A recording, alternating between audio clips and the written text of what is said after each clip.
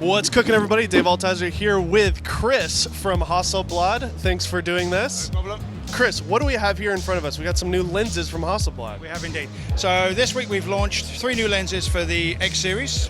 So if we start off with the 80mm 1.9. Okay, so this is your sort of short telephoto portrait lens. So obviously 1.9 gives you super smooth, shallow depth of field effect. Twin motors for the AF drive to make sure you've got smooth autofocus, but also very responsive manual focus. We did do a review on this lens on our channel, and I will just tell you that the bokeh quality on this is insane. Secondly, we then have the 135 2.8.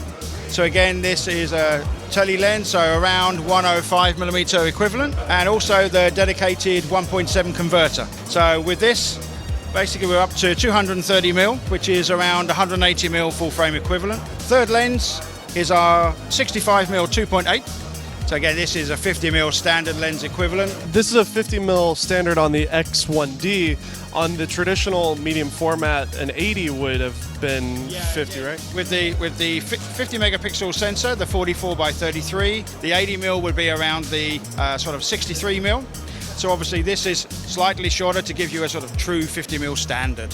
This is really, if you were to buy one lens starting out, this might be the one to get. This would be, if you wanted the equivalent of that 50mm 1.4 type scenario, this is what you would buy. If you want something a little bit wider, obviously then we've got our 45mm, which you have there, which is obviously around a 35mm full frame equivalent. And for most people, that's actually quite a nice lens for carrying, street photography, general travel. That's brilliant. It's super light. Yeah. So what are the prices on each lens here? I know a lot of people who maybe aren't aware of Hasselblad's pricing might be shocked by this, but these are actually fair for medium format. Exactly. So you're looking at sort of 3,990 euros for the 80.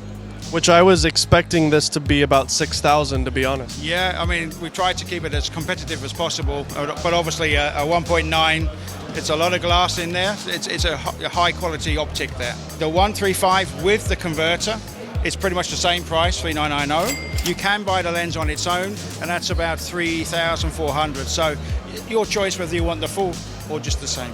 And obviously the 65, that's around 2,400.